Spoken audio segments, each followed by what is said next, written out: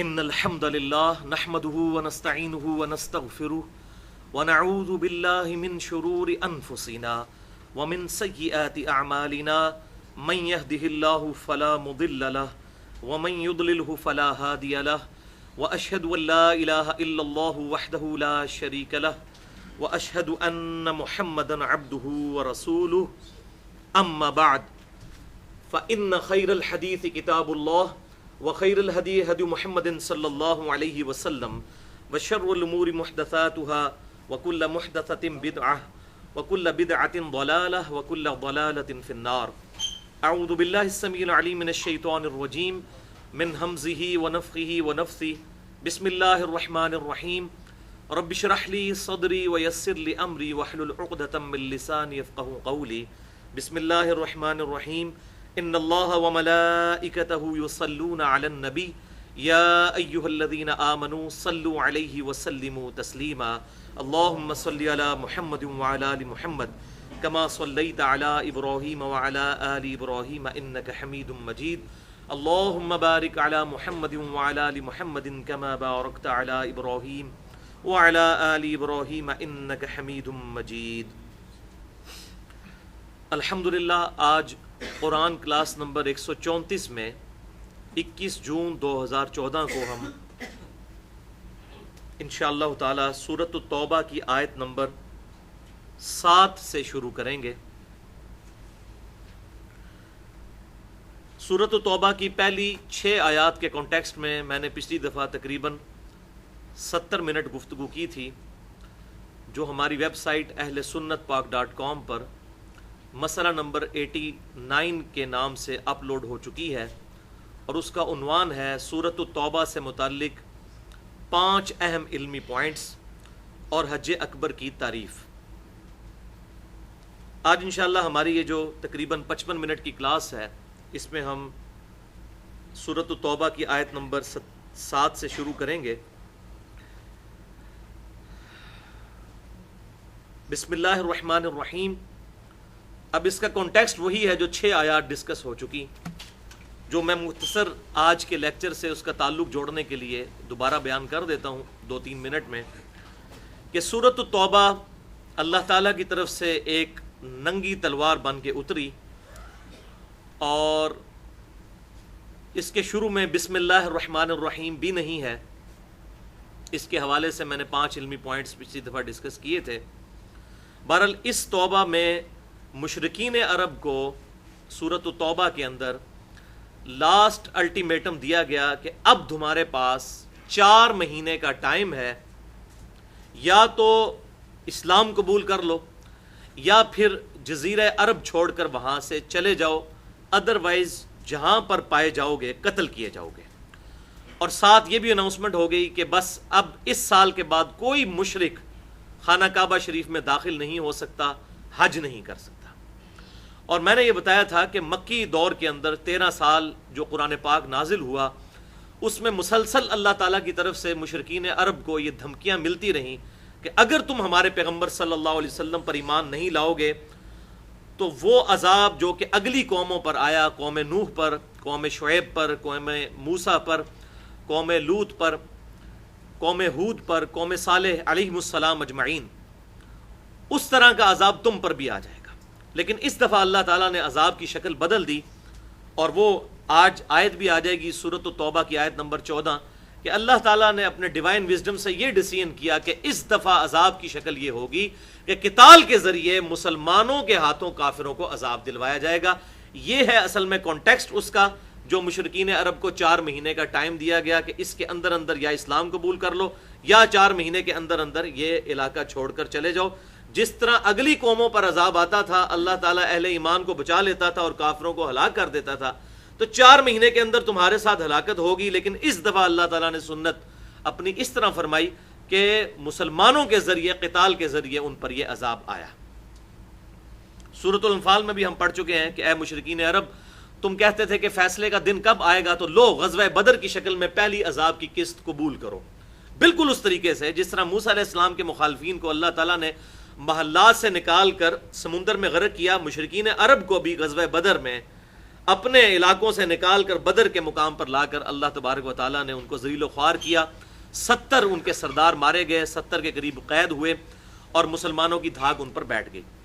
اسی طریقے سے اس عذاب استیصال کی دوسری شکل جو ہے، دوسری قسط، وہ غزوہ احد کی فارم میں 3 ہجری میں آئی، اور پھر غزوہ خندق کی فارم میں 5 ہجری کے اندر، اور 6 ہجری پر صلح حدیبیہ ہو گئی، جب مشرکین عرب نے مسلمانوں کو ایز اے پاور تسلیم کر لیا.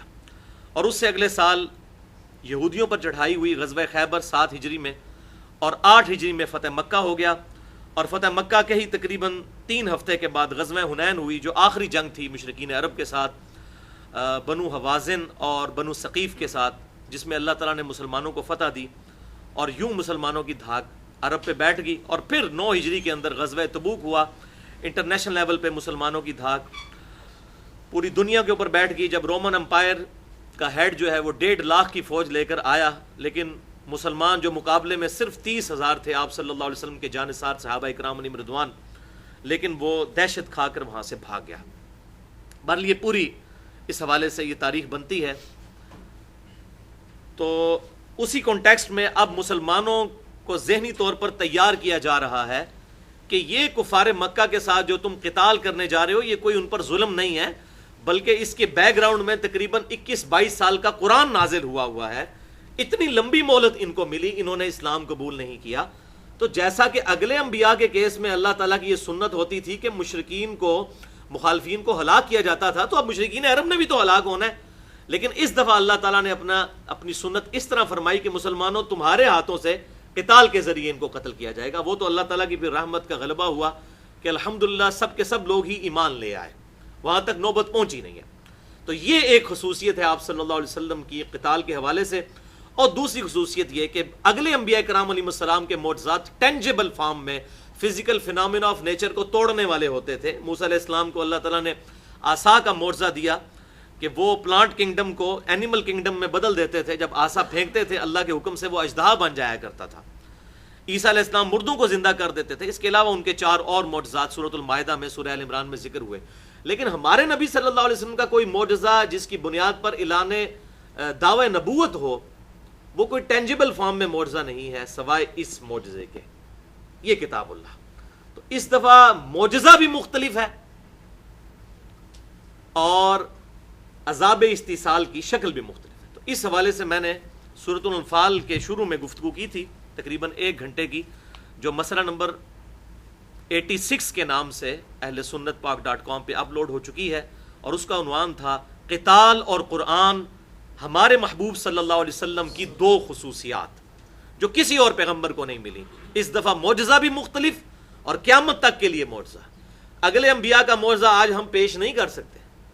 کوئی کرسچن ہو یا کوئی مسلمان ہو حضرت عیسیٰ علیہ السلام کے معجزے کی ویڈیو نہیں دکھا سکتا، موسیٰ علیہ السلام کے معجزے کی ویڈیو بھی نہیں دکھا سکتا. لیکن ہمارے محبوب صلی اللہ علیہ وسلم کی نبوت قیامت تک کے لیے ہے. لہٰذا اللہ تعالیٰ نے اس معجزے کو انا نحن نزلنا الذکر وانا لہ لحافظون، اس الذکر یاد دہانی قرآن کو نازل کرنے والے ہم ہیں اور ہم ہی اس کی حفاظت کرنے والے ہیں، اس کو محفوظ کر دیا. اور یہی وجہ ہے کہ آج تیزی کے ساتھ اس کتاب کی وجہ سے اسلام الحمدللہ پوری دنیا میں پھیل رہا ہے. بہرحال اسی کانٹیکسٹ میں اب مسلمانوں کی ذہنی طور پر تیاری کروائی جا رہی ہے، کیونکہ مسلمانوں کی رشتہ داریاں بھی تھیں مشرکین عرب کے ساتھ. بڑا مشکل کام ہے اپنے رشتہ داروں کے خلاف تلوار اٹھانا. تو اب اللہ تعالیٰ مسلمانوں کی برین واشنگ کر رہا ہے اس حوالے سے کہ تیار ہو جاؤ، یہ بہت بڑا ایکٹ ہے. اگرچہ ہوا کچھ نہیں، لیکن مسلمانوں کو اللہ تعالیٰ نے اس حوالے سے جانچا اور ان کا ٹیسٹ فرمایا. بسم اللہ الرحمن الرحیم، سورۃ التوبہ آیت نمبر 7. کیف یکون للمشرکین عہد عند اللہ، مشرکین کا عہد کیوں کر ہو سکتا ہے اللہ کے حضور، وعند رسولہ، اور اس کے رسول صلی اللہ علیہ وسلم کے حضور،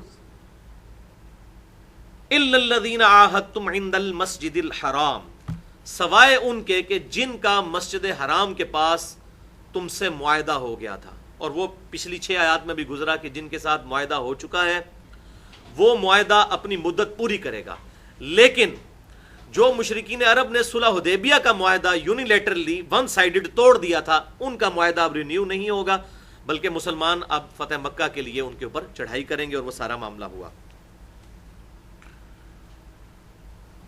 کیسے مشرکین کا عہد ہو سکتا ہے اللہ اور اس کے رسول کے ہاں؟ یعنی اللہ اور اس کے رسول کی دعوت بالکل مختلف، مشرکین کا بالکل دین الگ، ان دونوں کی آپس میں کو ایگزسٹنس ہو ہی نہیں ہو سکتی، سوائے اس کے کہ وقتی طور پر پولیٹیکلی مسلمانوں کو ان کے ساتھ معاہدہ کرنا پڑا۔ فَمَسْتَقَامُوا لَكُمْ فَاسْتَقِيمُوا لَهُمْ، اگر وہ اپنے اس معاہدے پر قائم رہیں تو تم بھی استقامت اختیار کرو اپنے معاہدے پر۔ ان اللہ یحب المتقین، بے شک اللہ تعالیٰ پرہیزگاروں سے محبت فرماتا ہے۔ یعنی اگرچہ اب کافروں کے ساتھ معاملات ہو رہے ہیں، لیکن اللہ تعالیٰ فرما رہا ہے انصاف کا دامن نہیں چھوڑنا۔ یہ نہ ہو جس طرح سورۃ المائدہ کے شروع میں بھی آیا 4 نمبر آیت میں، کہ تمہیں مشرکین کی دشمنی اس بات پر نہ ابھار دے کہ تم انصاف چھوڑ دو، جو آج کل وہ جیو والے بھی اپنی ایک سلائیڈ کے اوپر یہ آیت چلا رہے ہیں، وہ بیسیکلی کانٹیکسٹ اس کا تھا کہ ایسا نہ ہو کہ تم انصاف اپنا چھوڑ دو۔ اگر تمہاری کسی کے ساتھ دشمنی ہے، اس کا یہ مطلب نہیں ہے کہ اس کی صحیح بات بھی ہے تو اس کو بھی تم نے غلط کہنا ہے، انصاف کا دامن نہیں چھوڑنا۔ تو مسلمان کو اللہ تعالیٰ نے یہاں پر بھی کلیئر کٹ بتا دیا کہ اللہ تعالیٰ پرہیزگاروں سے محبت رکھتا ہے۔ اللہ کی محبت میں بھی ناانصافی کسی مشرک کے ساتھ نہیں ہونی چاہیے، رولز اور ریگولیشن کو ضرور فالو کرنا ہے، اور یہی اسلام کی خوبصورتی ہے۔ بیسیکلی اگر مجھ سے آپ پوچھیں، میں نے تو تمام ریلیجنز کی کمپیریٹیو اسٹڈی کی ہے، مجھے اسلام کی سب سے بہترین خوبی یہی لگی ہے کہ اسلام میں انصاف ہے۔ یعنی یہاں پر نہ تو رشتہ داری کا کوئی دھیان ہے، نہ ہی یہاں پر دشمنی میں آپ اس حد تک آگے چلے جائیں کہ ناانصافی کریں، ایسا معاملہ نہیں۔ بخاری اور مسلم کی متفق علیہ حدیث ہے، اسامہ ابن زید کو نبی صلی اللہ علیہ وسلم کی بارگاہ میں سفارش کے لیے ایک فاطمہ نامی عورت کی چوری کے کیس میں بھیجا گیا کہ آپ سفارش کریں، تو آپ صلی اللہ علیہ وسلم اتنے جلال میں آئے کہ آپ ممبر پہ چڑھے، آپ صلی اللہ علیہ وسلم نے خطبہ دیا اور ارشاد فرمایا تم سے اگلی قومیں اسی لیے ہلاک ہوئیں کہ ان کے اشرافیہ کے لیے قوانین الگ ہوتے تھے اور غریب لوگوں کے لیے قوانین الگ ہوتے تھے۔ اللہ کی قسم اگر میری بیٹی فاطمہ بھی چوری کرتی تو میں اس کے بھی ہاتھ کٹوا دیتا۔ یہ ہے انصاف کا نظام۔ تو بے شک اللہ تعالیٰ پرہیزگاروں سے محبت کرتا ہے۔ کیف وَإِن يَظْهَرُوا عَلَيْكُمْ لَا يَرْقُبُوا فِيكُمْ إِلًّا وَلَا ذِمَّةً، اور مشرکین کے معاہدے کو کیوں اللہ تعالیٰ پروسیڈ کرے گا کہ وہ اگر تم پر غالب آ جائیں تو نہ تمہاری کسی رشتہ داری کا خیال رکھیں اور نہ کسی عہد کا۔ اللہ تو ان کے عہد کی پاسداری کرنے کا تمہیں حکم دے رہا ہے، لیکن یہ عہد جب اپنی مدت تک پہنچے گا اس کے بعد رینیو نہیں ہوگا، کیونکہ مسلمانوں کو اب عرب پہ غلبہ ہو چکا تھا فتح مکہ کے بعد۔ اب اگر مشرکین عرب کے ساتھ دوبارہ وہ معاہدے رینیو کیے جاتے تو اس کا مطلب تھا کہ کفر کو پھر پنپنے کا موقع دیا جاتا۔ تو اللہ تعالیٰ نے فرمایا کہ اب کوئی عہد نہیں ہوگا، یہ عہد ہم ضرور پورا کریں گے۔ لیکن دوسری طرف اللہ تعالیٰ نے ان کا آئینہ دکھا دیا کہ انہوں نے آج تک کبھی عہد پورا نہیں کیا، صلح حدیبیہ والا معاملہ بھی انہوں نے توڑا تھا۔ تو یہ ون سائیڈڈ یونیلیٹرلی انہوں نے وہ معاہدہ توڑا، اس کی وجہ سے اللہ تبارک و تعالیٰ نے اسے رینیو نہیں کیا، اور آئندہ کوئی معاہدہ ان کے ساتھ جو پرانے چل رہے ہیں وہ اپنی مدت پوری کریں گے لیکن آگے رینیو نہیں ہوں گے، کیونکہ مسلمانوں تمہیں تو ان کی رشتہ داریاں اور عہد یاد آتا ہے لیکن انہیں کسی چیز کا دھیان نہیں ہے، جب ان کو موقع ملے گا تمہیں نقصان پہنچائیں گے۔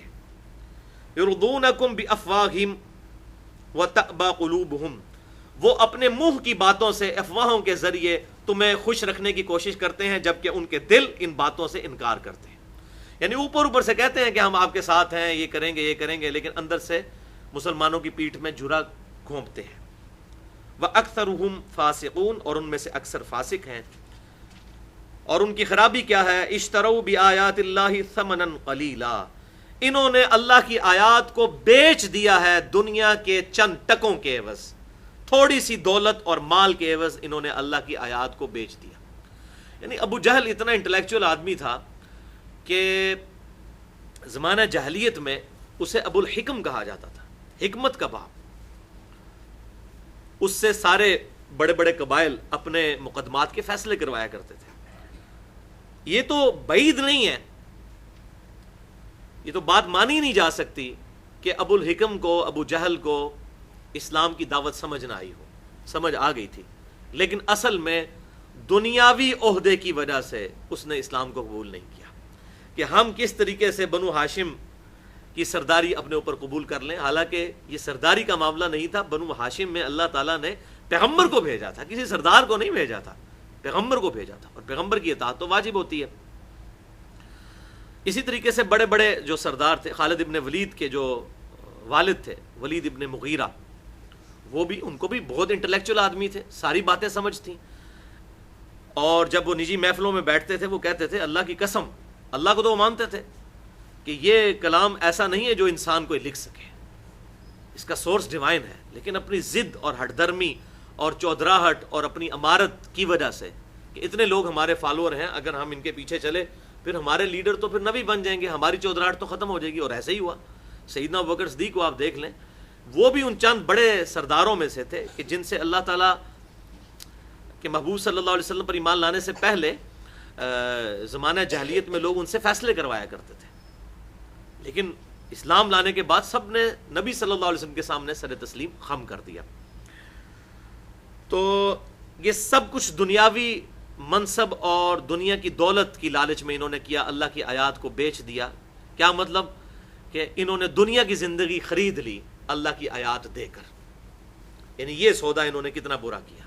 ہونا تو یہ چاہیے تھا کہ دنیا کی زندگی دے دیتے، اللہ کی آیات لے لیتے اور آخرت کی زندگی کما لیتے، لیکن انہوں نے دنیا کی زندگی کمائی اور آیات کے عوض، یعنی آیات بیچ دی، نہیں لی، بلکہ دنیا کی زندگی کو انہوں نے پرائورٹی دی۔ فصدوا عن سبیلہ، پس انہوں نے روکا لوگوں کو بھی اللہ کے راستے سے۔ انہم ساء ما کانوا یعملون، تو بے شک کتنے ہی برے اعمال ہیں جو وہ کرتے ہیں۔ لا یرقبون فی مؤمن الا ولا ذمہ، یہ کسی بھی مومن کی نہ تو رشتہ داری کا لحاظ رکھتے ہیں اور نہ کسی وعدے کا۔ وَأُولَئِكَ هُمُ الْمُعْتَدُونَ، اور یہی لوگ ہیں حد سے بڑھنے والے۔ اب یہ اتنے فتوے ان پر اس لیے آ رہے تھے کہ انہوں نے بہت بڑا ایک معاہدہ ہوا تھا، صلح حدیبیہ والا، توڑ دیا تھا، تو اللہ تعالیٰ نے کہا کہ آئندہ بھی یہ اسی طرح کرتے رہیں گے، اور اس میں کئی مسلمان شہید بھی ہو گئے تھے، لہٰذا اب ان سے نیا معاہدہ نہیں ہوگا اور نہ اس کو رینیو کیا جائے گا، کیونکہ ابو سفیان نے آ کے منت کی تھی آپ صلی اللہ علیہ وسلم کو کہ صلح حدیبیہ والا معاہدہ جو ہمارے ایک قبیلے کی وجہ سے ٹوٹ گیا، آپ اس کو دوبارہ رینیو کریں، لیکن آپ صلی اللہ علیہ وسلم نے اس بات کو نہیں مانا۔ کیوں؟ کہ مسلمانوں کا پلڑا بھاری ہو چکا تھا، اس وقت تو وقتی طور پر کمپرومائز کرنا پڑا، لیکن اب کمپرومائز کرنے کا مطلب یہ تھا کہ کافروں کو پھر جمع ہونے کا موقع دے دیا جاتا، اس لیے ابو سفیان کی وہ منت اور سماجت قبول ہی نہیں کی، حتیٰ کہ بڑا حیران کن واقعہ ہوا، بڑا مشہور واقعہ تاریخی کتابوں میں، سیرت النبی کی کتابوں میں ملتا ہے صلی اللہ علیہ وسلم، کہ ابو سفیان کی جو بیٹی تھیں سیدہ ام حبیبہ رضی اللہ تعالی عنہا، جو حضرت امیر معاویہ رضی اللہ تعالی عنہ کی بہن تھی، وہ بہت پہلے اسلام لا چکی تھی۔ حضرت امیر معاویہ رضی اللہ تعالیٰ عنہ اور ابو سفیان رضی اللہ تعالیٰ عنہ، یہ لوگ تو فتح مکہ پر معافی مانگ کے مسلمان ہوئے، لیکن ان کی بہن آپ دیکھ لیں، وہ عورت تھی، ان کو بات سمجھ آ گئی، وہ بہت پہلے اسلام لا چکی تھی، اور وہ نبی صلی اللہ علیہ وسلم کی بیوی، ہماری ماں ام المؤمنین۔ تو ابو سفیان نے کوشش کی کہ اب کس طریقے سے میری بیٹی جو نبی صلی اللہ علیہ وسلم کی بیوی ہے، ان کے ذریعے کو میں سفارش ڈلوا لوں کہ صلح حدیبیہ والا جو معاہدہ ہمارے ایک قبیلے نے توڑ دیا ہے اس کو رینیو کروایا جائے، لیکن وہاں اس کامل مؤمنہ نے آپ صلی اللہ علیہ وسلم کے وفا شار ہونے کا ثبوت دیا، ملنے کے لیے گئے اس سفارش کے لیے، لیکن بات نہیں کر سکے۔ وہاں تو الٹ معاملہ ہو گیا کہ وہ چرپائی پر بیٹھنے لگے، جب ابو سفیان اس وقت تک اسلام قبول نہیں کیا تھا، تو سیدہ ام حبیبہ رضی اللہ تعالیٰ عنہا نے کہا کہ ابا جان 1 منٹ رک جائیے۔ انہوں نے اس چرپائی کے اوپر سے بستر کو لپیٹ دیا اور کہا کہ اب بیٹھیے۔ تو ابو سفیان نے کہا کہ بیٹی یہ بسترہ میرے قابل نہیں ہے یا میں اس بسترے کے قابل نہیں ہوں؟ تو انہوں نے کہا ابا جان آپ اس بسترے کے قابل نہیں، یہ نبی صلی اللہ علیہ وسلم کا مبارک بسترہ ہے۔ تو اب ابو سفیان کا سارا کانفیڈنس لوز ہو گیا، اب بات کیا کریں؟ جب نبی صلی اللہ علیہ وسلم کے ساتھ کمٹمنٹ ایسی ان کی بیوی کی، تو اب کیا سفارش کرتے کہ جی صلح حدیبیہ والی تم اپنے خاوند کے ساتھ سفارش کرو۔ اور یہ بھی مزے کی بات سن لیجئے کہ نبی صلی اللہ علیہ وسلم کے جتنے قریبی رشتے ہیں آپ کو ونس بھی کبھی ایسا نہیں ملے گا، نہ قرآن پاک میں نہ احادیث کی کتابوں میں، کہ کبھی ان رشتہ داروں نے آپ صلی اللہ علیہ وسلم کو اس رشتے کی بنیاد پہ پکارا ہو۔ بخاری اور مسلم کی احادیث اٹھا کے دیکھیں، سیدہ عائشہ جب بھی حدیث روایت کرتی ہیں تو کہتی ہیں قال رسول اللہ صلی اللہ علیہ وسلم، کبھی یہ نہیں کہا کہ میرے خاوند نے فرمایا، نہیں۔ سیدہ فاطمہ روایت کرتی ہیں تو قال رسول اللہ صلی اللہ علیہ وسلم، کبھی یہ نہیں کہا کہ میرے باپ نے فرمایا۔ سیدنا علی رضی اللہ تعالیٰ روایت کرتے ہیں تو کہتے ہیں قال رسول اللہ صلی اللہ علیہ وسلم، رسول اللہ صلی اللہ علیہ وسلم نے فرمایا، کبھی نہیں کہا کہ میرے سسر نے فرمایا۔ سیدنا ابو بکر و عمر رضی اللہ تعالی عنہما جب بھی روایت کرتے ہیں تو کہتے ہیں قال رسول اللہ صلی اللہ علیہ وسلم، کبھی یہ نہیں کہتے ہمارے داماد نے کہا۔ تو یہ سورۃ الحجرات میں واضح طور پر حکم آیا تھا کہ یاد رکھو مسلمانوں کہ بے شک اللہ کے رسول تم میں موجود ہے، اور سورۃ الاحزاب کے اندر پورے نبی صلی اللہ علیہ وسلم کے گھر کے آداب بھی سکھائے گئے مسلمانوں کو کہ ان کو اس حوالے سے نہ دیکھنا کہ یہ تمہارے داماد یا تمہارے سسر یا تمہارے باپ یا بیٹوں کی مانند ہیں جو بوڑھی عورتیں ہیں، ان کے حوالے سے نہیں، یہ اللہ کے رسول ہیں، ان کے اس رشتے کا خیال رکھنا ہے صلی اللہ علیہ وسلم۔ داماد تو بیٹوں کی جگہ ہوتا ہے، لیکن پرائورٹی کا رشتہ ہے کہ وہ اللہ کے رسول صلی اللہ علیہ وسلم ہے۔ تو وہی سیدہ ام حبیبہ نے ثبوت دیا اپنے کامل الایمان ہونے کا کہ انہوں نے آپ صلی اللہ علیہ وسلم کے مبارک بسترے کو سمیٹ لیا اور ابو سفیان کو اس بسترے پر نہیں بیٹھنے دیا۔ فَإِن تَابُوا وَأَقَامُوا الصَّلَاةَ، تو پس اگر یہ مشرکین توبہ کر لیں اور نماز قائم کر لیں، وَآتَوُا الزَّكَاةَ، اور زکوٰۃ دینا شروع کر دیں، فَإِخْوَانُكُمْ فِي الدِّينِ، تو وہ تمہارے بھائی بن جائیں گے دین میں۔ ایسا نہیں ہوگا کہ ان کی اب توبہ کا دروازہ بند ہو چکا ہے، اب بھی وہ توبہ کریں تو اللہ تعالیٰ ان کی توبہ قبول کر لے گا۔ میں یہ کہتا ہوں کہ اللہ تعالیٰ کے علاوہ یہ کس کا حوصلہ ہو سکتا ہے اور کس کا صبر ہو سکتا ہے؟ اللہ اکبر۔ بخاری اور مسلم کی متفق علیہ حدیث ہے، آپ صلی اللہ علیہ وسلم فرماتے ہیں سب سے بڑھ کر صبر کرنے والا اللہ ہے۔ لوگ اس کے لیے بیٹا تجویز کرتے ہیں لیکن وہ لوگوں سے روٹی نہیں، ان کا رزق نہیں روکتا، ان کو مہلت دیے جاتا ہے۔ اور یہ اللہ کا صبر اور حوصلہ کہ اللہ تعالیٰ فرما رہا ہے کہ اگرچہ 22 سال کا مکی قرآن موجود ہے پیچھے دھمکیوں سے بھرا ہوا، لیکن اب بھی یہ توبہ کر لیں تو ان کا اسلام قبول ہو جائے گا۔ اور آپ دیکھ لیں ابو سفیان نے بھی اسلام قبول کر لیا، واشی نے بھی اسلام قبول کر لیا، کن کن لوگوں نے اسلام قبول کر لیا کہ جن کی وجہ سے اسلام کو، مسلمانوں کو سخت تکلیفیں پہنچی تھی۔ تو وہ تمہارے بھائی ہیں اب دین کے اندر اگر وہ نماز قائم کریں اور زکوٰۃ دیں۔ لہٰذا اس آیت سے بھی یہ ثبوت ملا کہ سیدنا و مولانا ابو بکر الصدیق رضی اللہ تعالیٰ عنہ کا جو قتال تھا منکرین زکوٰۃ کے خلاف وہ بالکل حق تھا، کیونکہ اسلام لانے کے بعد اگر اسلامی گورنمنٹ قائم ہو جائے تو جس طریقے سے نماز فرض ہے اس طریقے سے بیت المال میں زکوٰۃ کو جمع کروانا بھی ضروری ہے۔ اب تو معاملہ ذرا ڈیفرنٹ ہے، ہم بیت المال کے اوپر اعتبار نہیں کرتے، الٹا گورنمنٹ نے ہمارے اوپر ٹیکسز لگائے ہوئے ہیں، حالانکہ اسلام میں کوئی ٹیکس نہیں ہے سوائے زکوٰۃ کے۔ زکوٰۃ کے ذریعے ہی سارے پبلک ویلفیئر کے کام کیے جائیں گے، لیکن اب چونکہ مسلمانوں کو اپنے حکمرانوں کے اوپر اور سسٹم کے اوپر اعتبار نہیں، لہٰذا لوگ اپنی زکوٰۃ خود نکالتے ہیں۔ ادروائز اگر اسلامی حکومت ہو، بیت المال موجود ہو، تو پھر زکوٰۃ کو وہاں پر جمع کروانا ہوگا، اور جو پھر زکوٰۃ سے انکار کرے گا تو وہ اسی طریقے سے انکار ہے جیسے کوئی نماز سے انکار کرتے ہیں۔ تو اسی لیے سیدنا ابوبکر صدیق رضی اللہ تعالیٰ عنہ نے ان کے خلاف قتال کیا۔ وَنُفَصِّلُ الْآيَاتِ لِقَوْمٍ يَعْلَمُونَ، اور ہم نے کھول کھول کر بیان کر دی ہیں اپنی آیات ان کے لیے جو علم رکھنے والے لوگ ہیں، جو واقعی اپنا انٹلیکٹ استعمال کرتے ہیں، تو ہر بات کھول کر بیان کر دی ہے۔ وَإِن نَكَثُوا أَيْمَانَهُم مِّن بَعْدِ عَهْدِهِمْ وَطَعَنُوا فِي دِينِكُمْ، اور اگر یہ لوگ توڑ دیں اپنی قسمیں اور اپنے معاہدے بعد اس معاہدے کے بعد اور تان کریں تمہارے دین پر، فَقَاتِلُوا أَئِمَّةَ الْكُفْرِ، تو قتال کرو کفر کے پیشواؤں کے ساتھ، انہم لا ایمان لہم، ان کی کوئی قسم نہیں ہے، کوئی ان کا پختہ ارادہ نہیں ہے، لعلہم ینتہون، تاکہ یہ عہد شکنی سے باز آ جائے۔ اب اس آیت کے اندر اللہ تعالیٰ نے واضح طور پر حکم فرما دیا کہ اگر اپنا یہ معاہدہ توڑ دیں تو ان کے ساتھ تم نے یہ معاملہ کرنا ہے، اور وہی ہوا، انہوں نے معاہدہ توڑ دیا سورہ حدیبیہ والا، اور اللہ تبارک و تعالیٰ نے قتال کی مسلمانوں کو ان کے خلاف اجازت دی اور کہا کہ ائمۃ الکفر کے خلاف قتال کرو۔ یہ ائمۃ الکفر کون ہے؟ کفر کے امام، اس سے مراد ہے قریش مکہ، کیونکہ پورے عرب کے اندر ان کو امام کے طور پر مانا جاتا تھا، لیڈرشپ ان کے پاس تھی، کیونکہ جتنے عرب کے اندر قبائل تھے سب نے اپنے اپنے جھوٹے خداؤں کے بت جو ہیں وہ خانہ کعبے کے اندر سجائے ہوئے تھے 360 کے قریب۔ تو قریش جو ہیں، جو مکے کے متولی تھے، وہ لیڈرشپ ان کے پاس تھی، کوئی بھی قبیلہ قریش کو راستے میں بھی نہیں لوٹتا تھا، ان کے ساتھ جو ہے وہ بدتمیزی کا رویہ بھی اختیار نہیں کرتا تھا، نہ بد لحاظی کرتا تھا، اس لیے کہ ان کو یہ ڈر تھا کہ یہ ہمارا خدا اٹھا کے وہاں سے باہر نکال دیں گے خانہ کعبے سے۔ اس لیے قریش ائمۃ الکفر تھے، کفر کے امام تھے۔ تو اللہ تعالیٰ نے کہا کہ قریش کے ساتھ اب تمہیں قتال کرنا ہوگا، اور ساتھ ایک اور دلیل بھی دے دی، الا تقاتلون قوما نکثوا ایمانہم، کیا تم اس قوم کے ساتھ قتال نہیں کرو گے کہ جنہوں نے اپنے عہد کو اور قسم کو توڑ ڈالا، وہموا باخراج الرسول، اور انہوں نے تو رسول کو وہاں سے نکالنے کا ارادہ بھی کیا تھا۔ کس طریقے سے آپ صلی اللہ علیہ وسلم کو مکہ شریف سے نکلنا پڑا، وہم بدؤکم اول مرہ، اور یہی تو ہیں جنہوں نے پہلی دفعہ تم پر جنگ تھوپی تھی، یعنی پہلی دفعہ جنگ کا آغاز تو انہوں نے کیا۔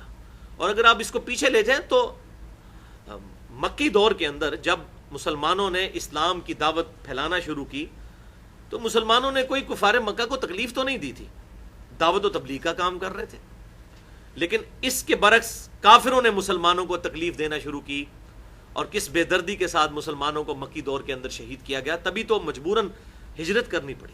اور سیدنا عمار ابن یاسر رضی اللہ تعالی عنہ، ان کے والد اور والدہ کو کس طریقے سے ظلم کے ساتھ ابو جہل نے شہید کیا، جو اسلام کے پہلے شہید ہیں، سیدنا یاسر اور سیدہ سمیہ رضی اللہ تعالی عنہما۔ اللہ اکبر۔ تو انہوں نے نبی صلی اللہ علیہ وسلم کو بھی مکے سے نکالا اور مسلمانوں کے ساتھ ظلم کیا، وَهُمْ بَدَؤُوكُمْ أَوَّلَ مَرَّةٍ، اور یہ وہی ہیں کہ جنہوں نے پہلی دفعہ خود تمہارے ساتھ لڑائی کا آغاز کیا تھا۔ اب اس کے اندر بھی امپلائڈ ہے کہ اسلام جو ہے یہ پیس اور امن کا ریلیجن ہے، مسلمانوں کو اگر یہ جنگیں لڑنا پڑیں تو ان کی ابتدا ان کی طرف سے ہوئی، ان کو اس دعوت حق کو قبول کرنا چاہیے تھا۔ أَتَخْشَوْنَهُمْ، تو مسلمانوں کیا تم ان سے ڈرتے ہو؟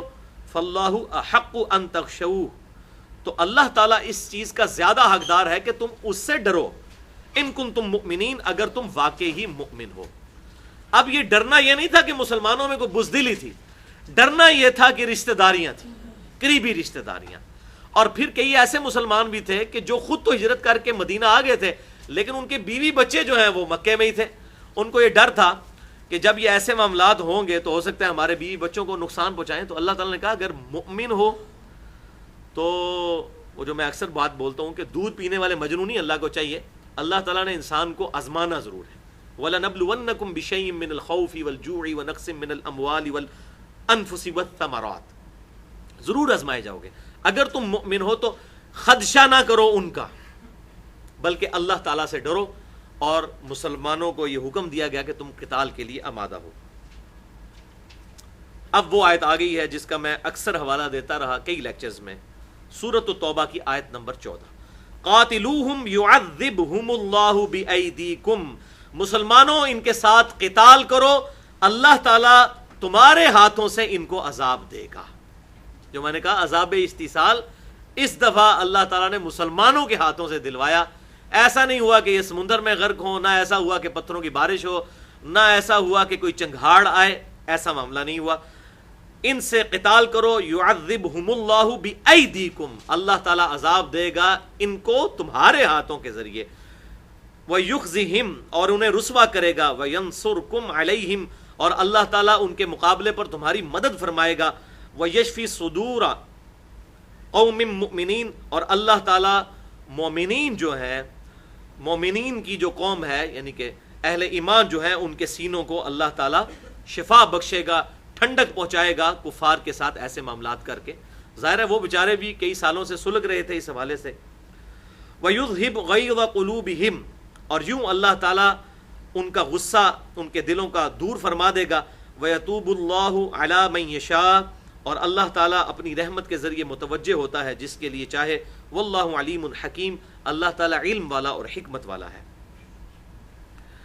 ام حسبتم ان تترکوا ولما یعلم اللہ الذین جاہدوا منکم، کیا تم نے یہ گمان کر لیا کہ اللہ تعالیٰ تمہیں ویسے ہی چھوڑ دے گا، جبکہ اللہ تعالیٰ نے ابھی جانچ نہیں کی تم میں سے کہ جو لوگ کوشش کرتے ہیں اللہ کی راہ میں، جہاد کرتے ہیں یا قتال کرتے ہیں، کوشش کرتے ہیں، وَلَمْ يَتَّخِذُوا مِن دُونِ اللَّهِ وَلَا رَسُولِهِ وَلَا الْمُؤْمِنِينَ وَلِيجَةً، اور نہ ہی اللہ تعالیٰ نے جانچا ہے ابھی ان لوگوں کو کہ جنہوں نے اللہ اور اس کے رسول صلی اللہ علیہ وسلم اور مومنین کو چھوڑ کر کسی اور کو اپنا جگری دوست اور محرم راز نہیں بنایا. اہل ایمان کو تو چاہیے اللہ اور اس کے رسول اور مومنین کو اپنا جگری دوست بنائے. تو ایسے مومنین کو اللہ تعالیٰ نے ابھی نہیں جانچا، تو یہ جانچنے کا ابھی مرحلہ آ گیا قتال کی فارم میں. واللہ خبیر بما تعملون، اور اللہ تعالیٰ کو خبر ہے جو کچھ تم کرتے ہو.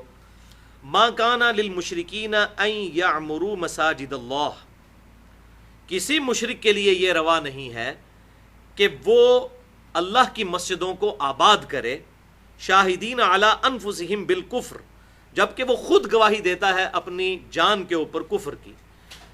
اب یہ بیسیکلی ٹونٹ کروائی جا رہی ہے قریش مکہ کو. انہیں یہ زہم تھا کہ ہم مکے کے متولی ہیں، مکہ ہمارے پاس ہے، خانہ کعبہ شریف میں ہم حاجیوں کی خدمات کرتے ہیں، تو ہمارے پاس تو اتنی بڑی بڑی نیکیاں موجود ہیں. تو اللہ تعالیٰ نے فرمایا یہ نیکیاں کسی کام کی نہیں ہیں، تم لوگ اللہ اور اس کے رسول پر ایمان تو نہیں لاتے ہو، تو تم لوگ تو حقدار ہی نہیں ہو کہ مسجدوں کے متولی بنو. اور یہ مضمون آگے ذرا اور کھلے گا، آپ دیکھیں. انما یعمر مساجد اللہ من آمن باللہ، بے شک اللہ کی مسجدیں تو وہی آباد کر سکتا ہے صحیح معنوں میں کہ جو ایمان لائے اللہ پر. اچھا، اسے یہ پہلی آیت رہ گئی. اولئک حبطت اعمالہم وفی النار ہم خالدون، یہی وہ بد نصیب لوگ ہیں کہ جن کے اللہ تعالیٰ نے اعمال اکارت کر دیے ہیں اور وہ ہمیشہ رہیں گے دوزخ میں. یعنی یہ مسجدوں کو آباد کرنا ان کو کوئی نفع نہیں دے گا اگر یہ اللہ اور اس کے رسول پر ایمان نہ لے کر آئے.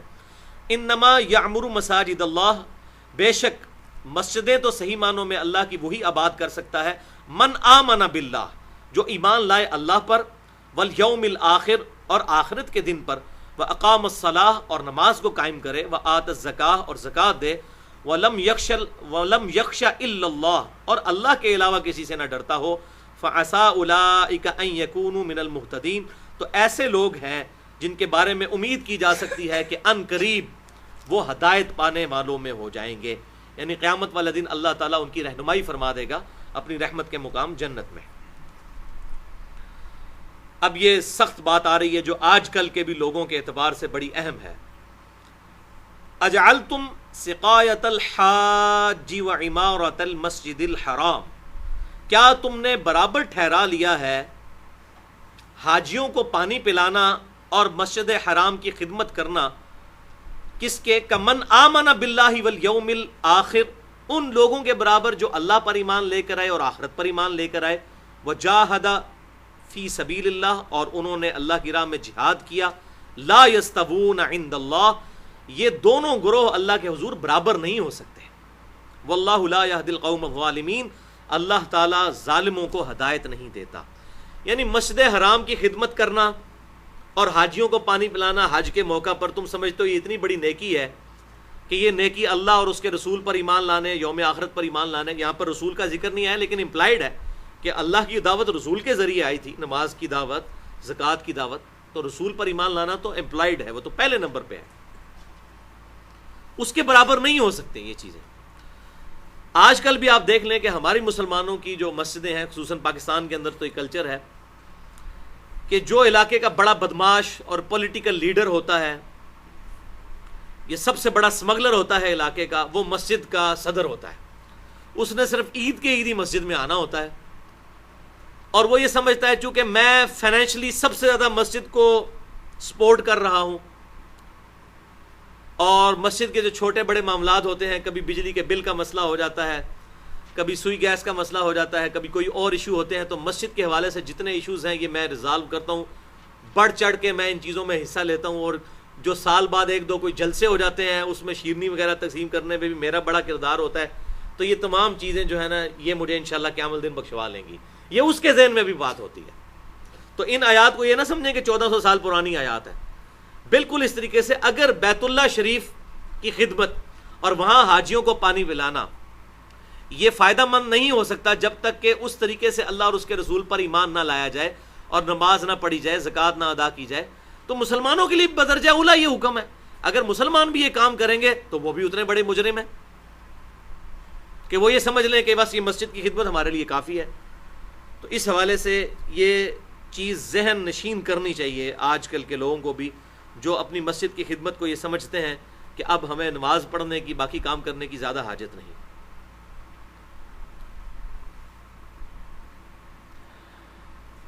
واللہ لا یہدی القوم الظالمین، اللہ تعالیٰ ایسے ظالموں کو ہدایت نہیں دیتا.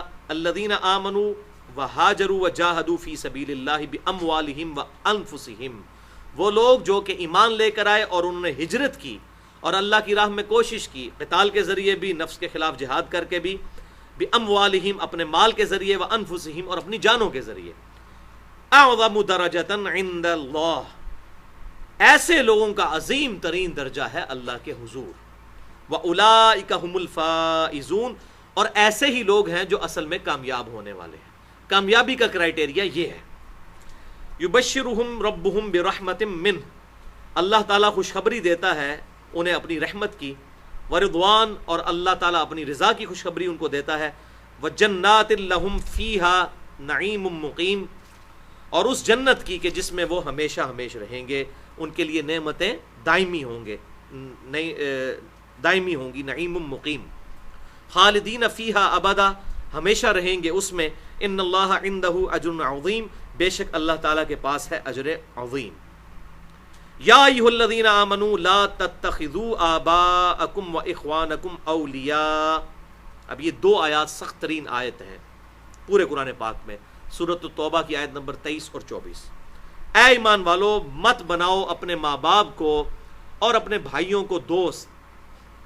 ان استحب الکفر علی الایمان، اگر وہ کفر سے زیادہ محبت کریں ایمان کی نسبت، تو یہ ان کے ساتھ دلی محبت اسی وقت تک ہے جب تک وہ ایمان لے کر آئیں. اگر ایمان نہیں لے کر آتے پھر دلی محبت نہیں. لیکن ماں باپ اگر مشرک بھی ہیں، ان کے ساتھ جو اخلاق کا رویہ ہے وہ دنیاوی معاملات وہ اسی طریقے سے رہیں گے، لیکن دلی محبت ان کے ساتھ نہیں ہوگی اگر وہ کفر کو ترجیح دیتے ہیں ایمان پر.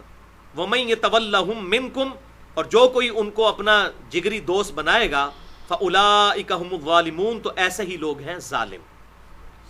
اب آ رہی ہے سخت ترین آیت قرآن پاک کی. اس سے سخت آیت قرآن پاک میں اور کوئی نہیں ہے اس ٹاپک کے اعتبار سے، اللہ اور اس کے رسول کی محبت کے اعتبار سے.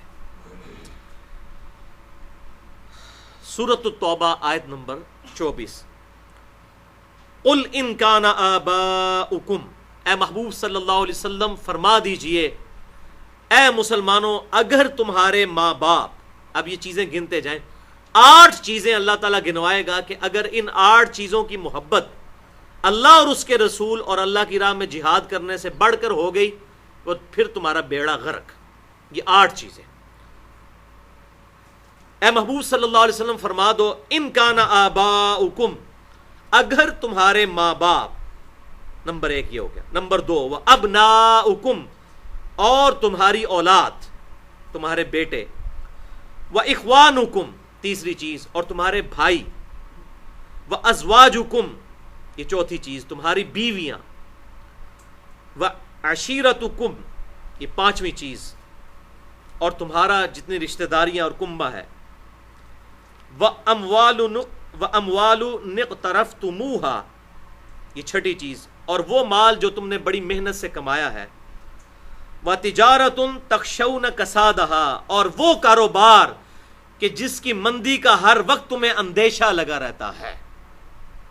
یہ 7ویں چیز. 8ویں چیز وَمَسَاكِنُ تَرْضَوْنَهَا، اور وہ گھر کہ جنہیں تم پسند کرتے ہو، جن جگہوں پہ تم رہتے ہو. اگر یہ 8 چیزیں، کون کون سی؟ تمہارے ماں باپ، تمہاری اولاد، تمہارے بھائی، تمہاری بیویاں، تمہارے رشتہ دار، تمہارا قریبی کنبہ جو ہے، تمہارے مال جو تم نے بڑی محنت سے کمائے، اور تمہاری تجارت جس کی مندی کا تمہیں خوف رہتا ہے. اور 8ویں چیز وہ مکانات جو تم نے بڑی محنت سے اپنے لیے بنائے اور ان میں رہنا تم پسند کرتے ہو. اگر یہ 8 چیزیں احب الیکم من اللہ ورسولہ، اگر یہ تمہیں زیادہ محبوب ہو جائیں اللہ اور اس کے رسول سے، وجہاد فی سبیلی، اور اللہ کی راہ میں جہاد کرنے سے. جہاد کا میں نے پچھلی دفعہ بتایا تھا کہ جہاد صرف قتال کا نام نہیں ہے، تزکیہ نفس بھی جہاد ہے. ہر وہ کوشش جو شیطان کے خلاف اللہ تعالیٰ کی فیور میں کرنی پڑتی ہے، چاہے وہ گرمیوں میں فجر کی نماز پڑھنا ہو، گرمیوں میں روزے رکھنا ہو، سردیوں میں غسل جنابت اتارنا ہو، کوئی بھی ایسی نیکی جو مشکل سے کرنی پڑتی ہے، وہ کوشش، وہ جہاد ہے اللہ کی راہ میں. اللہ اور اس کے رسول اور اس کی راہ میں کوشش کرنے سے بڑھ کر ہو جائیں. فتربصوا، تو اے پھر مسلمانوں پھر انتظار کرو، حتی یأتی اللہ بامرہ، یہاں تک کہ اللہ تعالیٰ کا حکم آ جائے، حکم عذاب آ جائے. واللہ لا یہدی القوم الفاسقین، اور اللہ تعالیٰ فاسقوں کو ہدایت نہیں دیتا. یعنی جو خود ہدایت نہیں کمانا چاہتے، اللہ تعالیٰ ایسے لوگوں کو ہدایت نہیں دیتا. والعیاذ باللہ تعالی. بھائیو، اس آیت پہ اگر گفتگو کی جائے بہت ٹائم چاہیے. 2 لیکچرز میں نے آلریڈی اس حوالے سے دیے ہیں. ایک پرٹیکولر اسی آیت کے حوالے سے جو مسئلہ نمبر 9 کے نام سے اہل سنت پاک.com پر اپلوڈ ہو چکا ہے. 38 منٹ کی گفتگو ہے.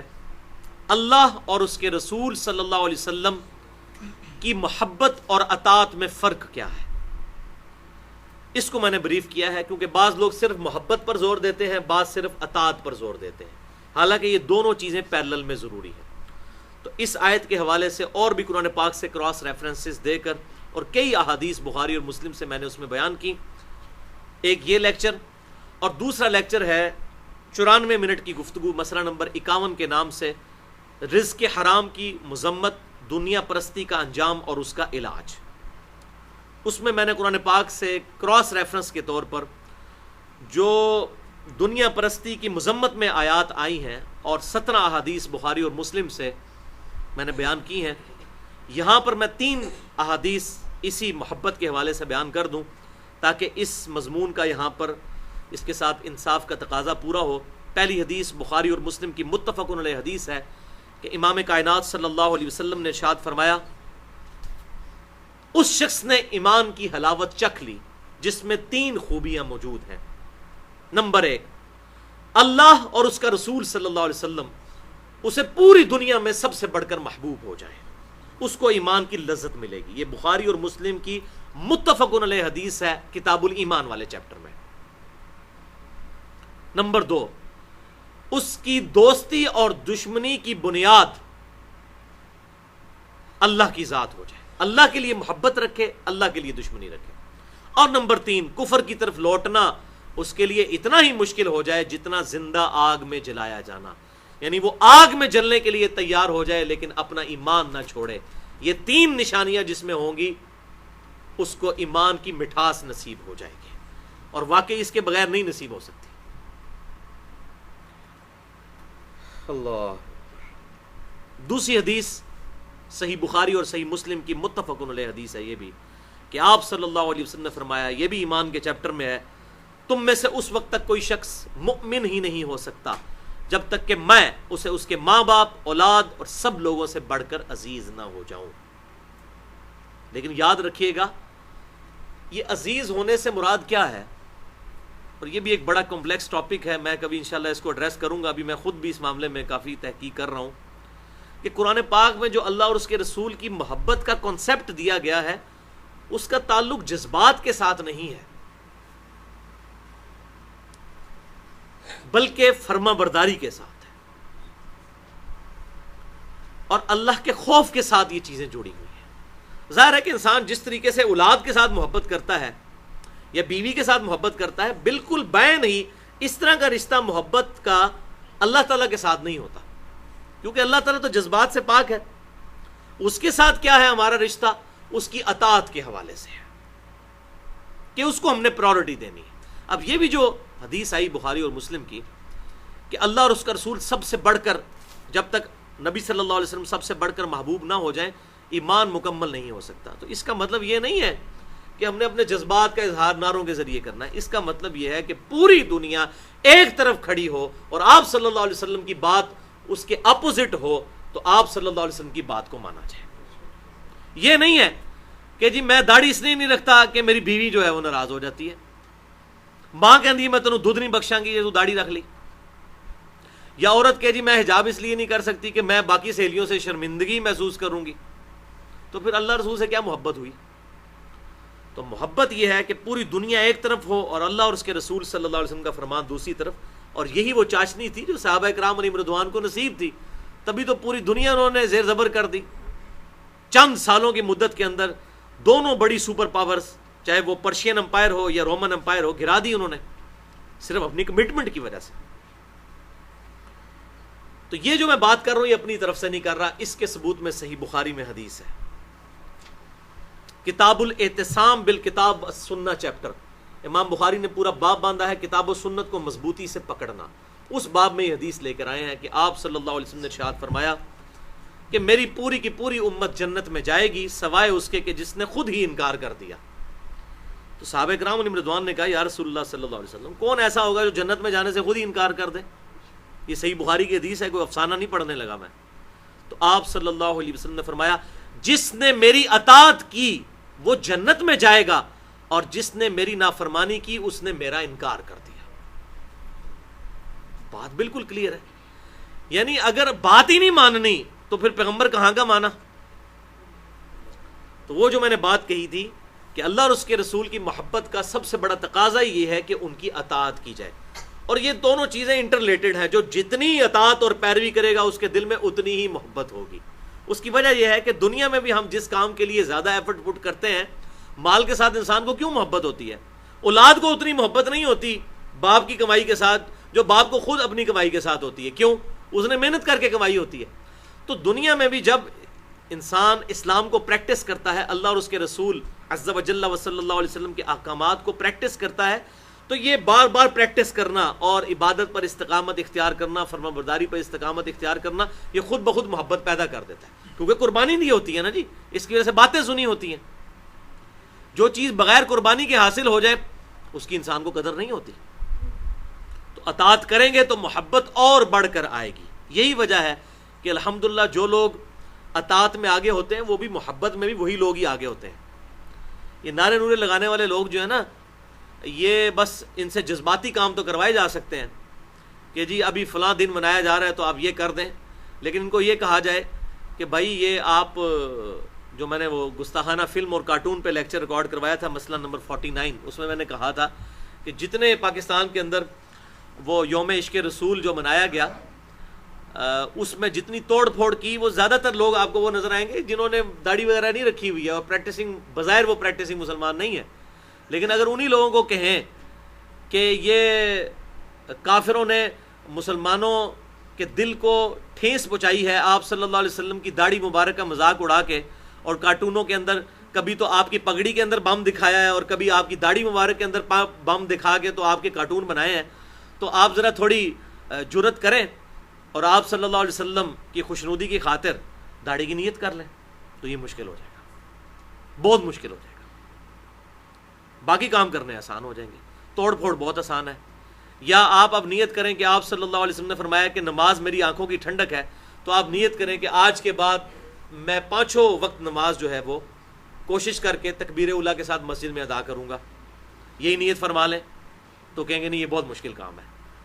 اب ان کو کہیں گے جی یہ بندوق اٹھائیں اور اتنے ہندو جا کے مار دیں یا فلاں جگہ بم پھاڑ دیں، کہیں ہاں جی ایک کام اسی کر لیں گے، حالانکہ یہ بالکل غلط طریقہ ہے۔ اسلام اس چیز کی کوئی اجازت نہیں دیتا کہ آپ دعوت و تبلیغ کو چھوڑ کے اس طریقے سے نہتے لوگوں کے اوپر جو ہے وہ بم مار دیں یا ان کو قتل کر دیں، والعیاذ باللہ تعالی۔ تو بہرحال یہ بات کرنا بڑا آسان ہے محبت کی، اس کو پریکٹس کرنا بڑا مشکل ہے۔ اب اگلی آیت کے اندر غزوہ حنین کا ذکر آ رہا ہے، آیت نمبر 25 سورۃ التوبہ کی۔ غزوہ حنین جو ہے یہ آخری کوشش تھی مشرکین عرب کی مسلمانوں کے خلاف لڑنے کی۔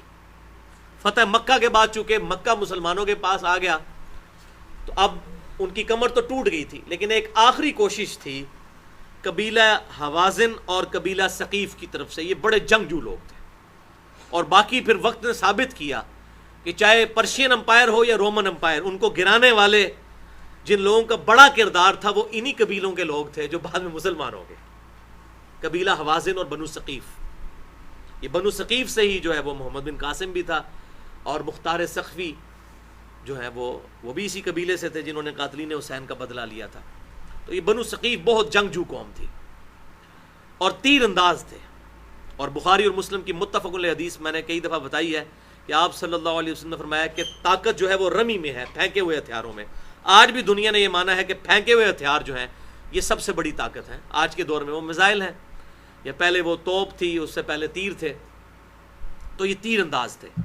تو فتح مکہ کے فوراً بعد تقریباً 3 ہفتے کے بعد یہ مشرکین عرب جمع ہوئے اور انہوں نے ارادہ کیا کہ ایک آخری کوشش کر کے دیکھ لیں مسلمانوں کے خلاف.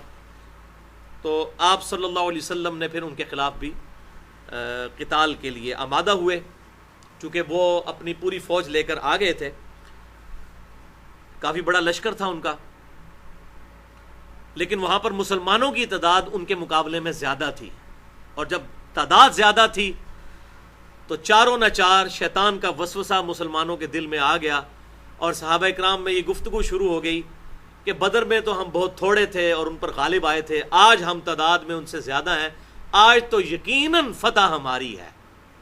بس اللہ تعالیٰ کو تو یہ جملہ پسند نہیں آتا نا.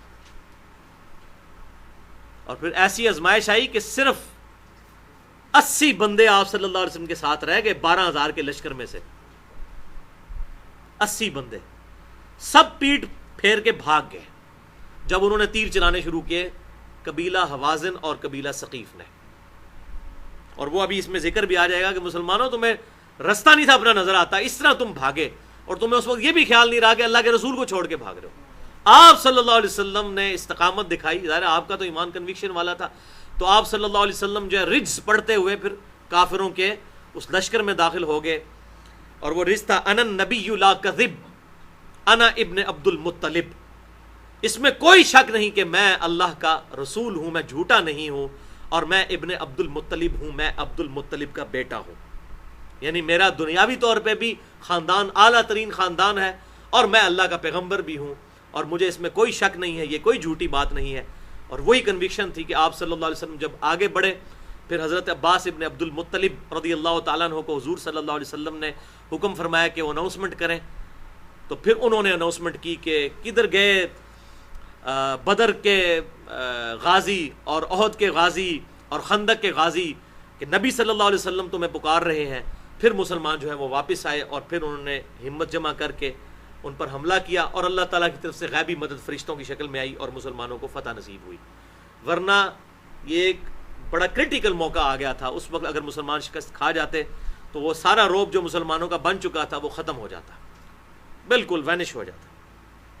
تو اس کا ذکر آ گیا یہاں پر غزوہ حنین کا بھی، کیونکہ یہ آخری جنگیں تھیں. آپ صلی اللہ علیہ وسلم کی آخری 2 غزوات ہیں، غزوہ حنین اور اس کے بعد غزوہ تبوک.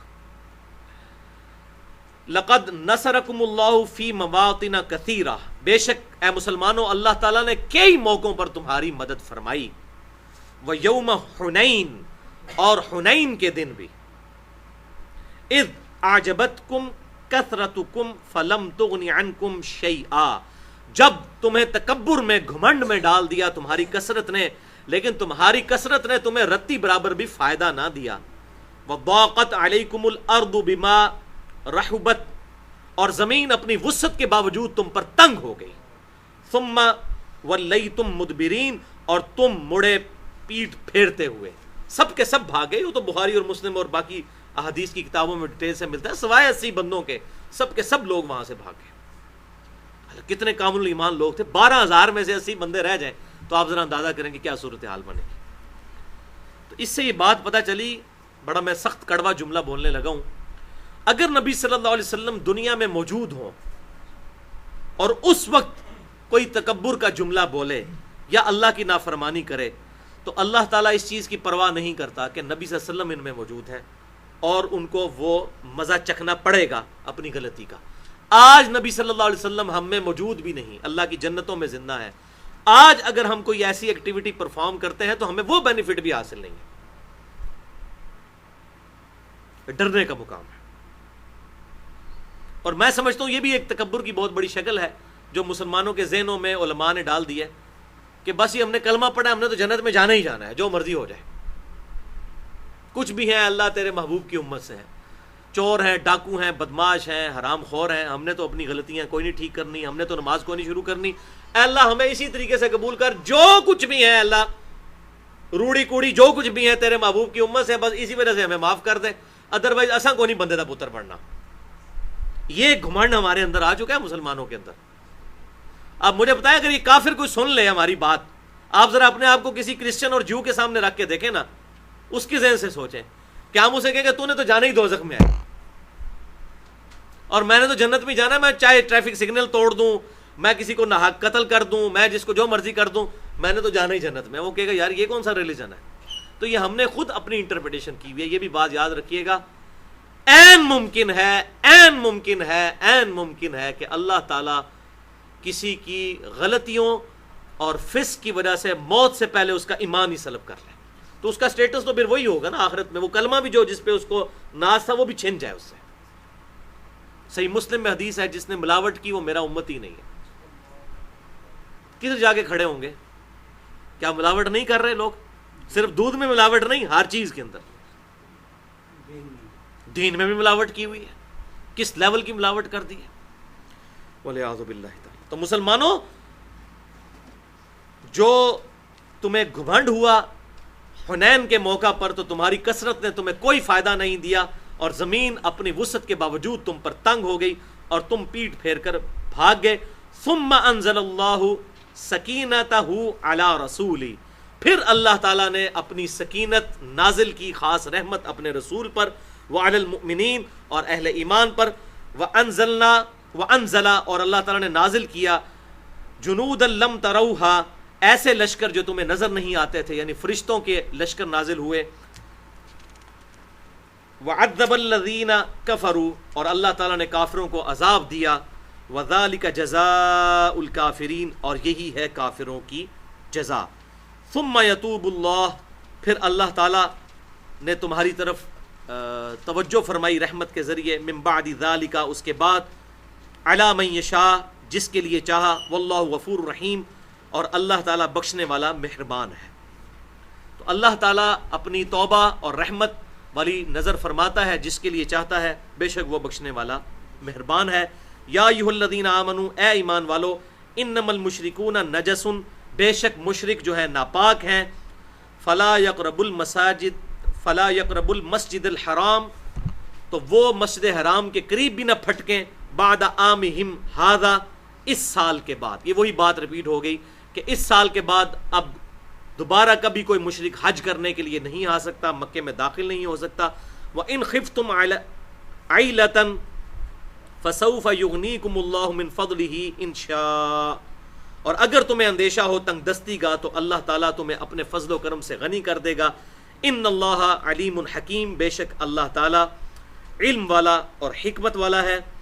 قاتل الذین لا یؤمنون باللہ، قتال کرو ان لوگوں کے ساتھ کہ جو ایمان نہیں لاتے اللہ پر، ولا بالیوم الآخر اور نہ آخرت پر، ولا یحرمون ما حرم اللہ ورسولہ اور وہ اس حرمت کا خیال نہیں رکھتے جو اللہ تعالیٰ نے ٹھہرائی ہے اور اس کے رسول نے، ولا یدینون دین الحق اور نہ دین کو وہ قبول کرتے ہیں سچے دین کو، من الذین اوتوا الکتاب چاہے وہ لوگ اہل کتاب میں سے ہی ہوں، حتی یعطوا الجزیۃ یہاں تک کہ وہ جزیہ دے دیں، عین یا دیوں اپنے ہاتھوں سے، وہم صاغرون اور وہ مغلوب حالت میں رہیں۔ یہ ہے آیت نمبر 29 سورۃ التوبہ کی، جس میں اللہ تعالیٰ نے واضح طور پر اعلاء کلمۃ الحق کے اعتبار سے مسلمانوں کو گائیڈ لائن دے دی کہ مسلمانوں اپنا قتال جاری رکھو گے کافروں کے خلاف، اہل کتاب جیوز اور کرسچنز کے خلاف۔ اسی کے بنیاد پر پھر خلفائے راشدین کے دور میں پرشین امپائر اور رومن امپائر کے اوپر یہی شرائط رکھی گئیں کہ یا تو وہ ایمان لے آئیں یا پھر وہ جزیہ دیں، اور اگر یہ نہیں پھر قتال کے لیے تیار ہو جائیں۔ لیکن یہ بات یاد رکھیے گا، یہ دعویٰ صرف وہی کر سکتا ہے خلیفۃ المسلمین جس نے اپنے دور حکومت کے اندر، اپنے علاقے کے اندر انصاف کا نظام قائم کیا ہو، اور وہ صرف خلفائے راشدین تک ہی تھا۔ بعد میں جتنی فتوحات ہوئیں الا ماشاء اللہ چند ایک کو چھوڑ کے، زیادہ تر وہی دنیا پرستی کی وجہ سے ہوئیں کہ مسلمانوں کو چونکہ غلبہ ہو گیا تھا، جس طرح آج امریکہ سپر پاور ہے اور پوری دنیا کو دھمکی دے رہا ہے، مسلمانوں کو محنت کے ذریعے ایک وہ حکومت مل گئی، اس کے بعد پھر وہ جہاں چاہے وہ دوڑتے رہے. وہ ساری فتوحات ان کی اسلامی فتوحات نہیں ہیں سوائے خلفائے راشدین کے، کیونکہ انہوں نے اپنے دور کے اندر اپنے علاقوں کے اندر امن کا اور انصاف کا نظام قائم کیا. وہ یہ حق رکھتے تھے، وہ کیسر و کسرا کو کہہ سکتے تھے کہ یہ ظلم کا نظام ختم کرو. لیکن جن لوگوں نے پھر مسلمانوں پر بنو امیہ اور بنو عباس جنہوں نے ظلم کیے، اور باپ مرتا تھا اور پھر اس کا بیٹا حکمران بنتا تھا اور اس کو وراثت بنا دیا، ان کو کوئی حق نہیں ہے کہ وہ کافروں کے اوپر حملہ کریں.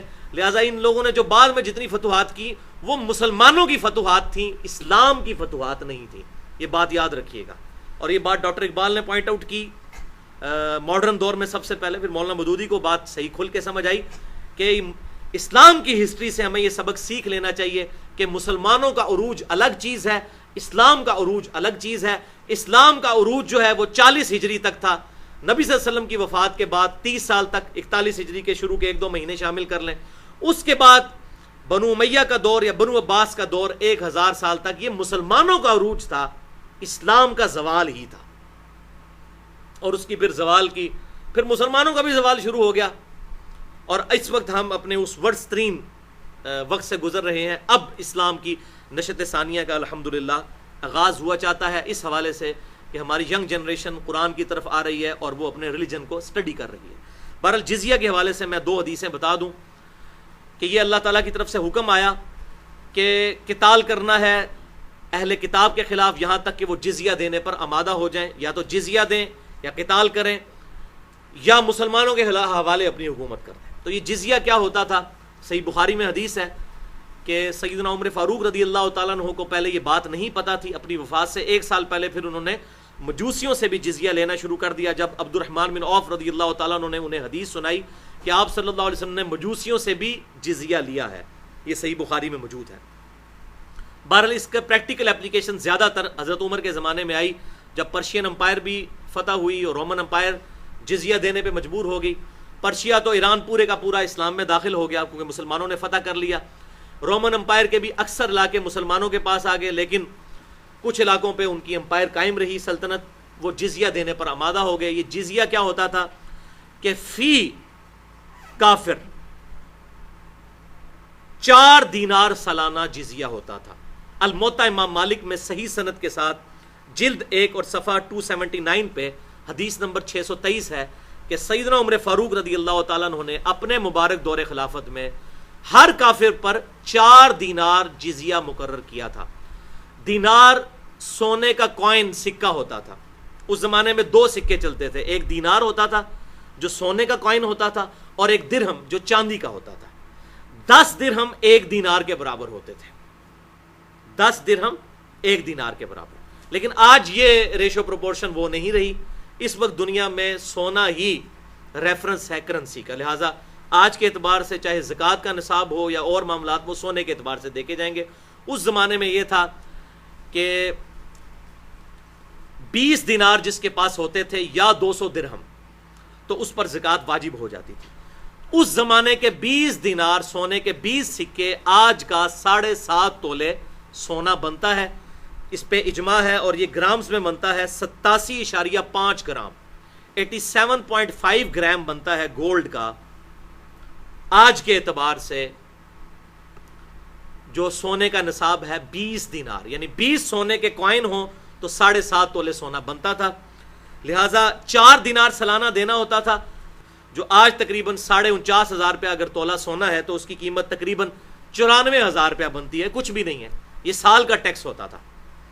اس کے عوض مسلمانوں کی طرف سے ان کو کیا تھا کہ اگر کوئی باہر سے حملہ کرے گا وہ مسلمان اس کی حفاظت کریں گے. وہ ذمہ ہوتا تھا اور اگر اس کو قتل کیا جائے گا تو اس کا قصاص بھی پھر دیا جاتا تھا.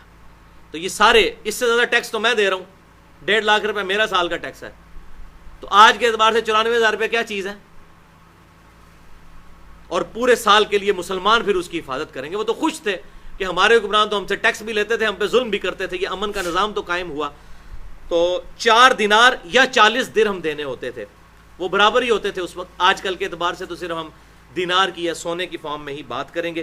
یہ جزیہ ہوتا تھا جو ہر کافر کو اسلامی حکومت میں جمع کروانا پڑتا تھا. پھر اس کے نیگیٹو رزلٹ بھی نکلے کہ سیدنا عمر اور سیدنا عثمان اور سیدنا علی رضی اللہ تعالیٰ عنہ جیسے جب زہد رکھنے والے حکمران دنیا سے چلے گئے تو اس کے بعد لوگوں نے پھر بیت المال کو اپنی ذاتی عیاشیوں اور بدماشیوں کا ذریعہ بنایا، اور پھر کس طریقے سے بیت المال کو لوٹا گیا یہ ایک دردناک داستان ہے بنو امیہ اور بنو عباس کی، اور وہ بخاری اور مسلم کی متفق علیہ حدیث ہے۔ وہ اسی وقت یاد آتی ہے جب آپ صلی اللہ علیہ وسلم نے فرمایا اپنی وفات سے 1 مہینے پہلے غزوہ احد کے شہداء کے اوپر آپ نے دوبارہ نماز جنازہ پڑھی، کیونکہ احد میں بھی مسلمانوں نے دنیا کی لالچ میں جب مال غنیمت سمیٹ رہے تھے تو فتح شکست میں بدلی تھی، حضور نے وہاں پر جا کے خطبہ دیا اپنی وفات سے 1 مہینہ پہلے، بخاری اور مسلم کے الفاظ ہیں، اور کہا کہ مجھے تم سے یہ خطرہ نہیں کہ تم سب کے سب بھی میرے بعد مشرک ہو جاؤ، صحابہ کرام کو خطاب کیا، لیکن مجھے یہ خطرہ ہے کہ تم دنیا کے مال میں پھنس جاؤ گے اور پھر اس مال کے حصول میں ایک دوسرے کو قتل کرو گے، اور جس طرح اگلی قومیں ختم ہوگی تم بھی ختم ہو جاؤ گے، وَلِعَوْذُ بِاللَّهِ تعالی۔ اور یہ معاملات پھر شروع ہوئے سیدنا علی رضی اللہ تعالیٰ عنہ کی شہادت کے بعد، جو ایک دردناک داستان ہے۔ اللہ تعالیٰ سے دعا ہے کہ ہمیں دنیا پرستی کے فتنے سے محفوظ فرمائے، کتاب و سنت کی تعلیمات پر عمل کر کے دوسرے بھائیوں تک پہنچانے کی توفیق عطا فرمائے، جو حق بات کہی میں نے ہمارے دلوں میں راسخ فرمائے، اگر جس بات میں میرے منہ سے کوئی غلط بات نکل گئی تو اسے معاف کر دے۔ سبحانک اللہم و بحمدک، اشہد ان لا الہ الا انت، استغفرک و اتوب الیک، وما علینا الا البلاغ المبین۔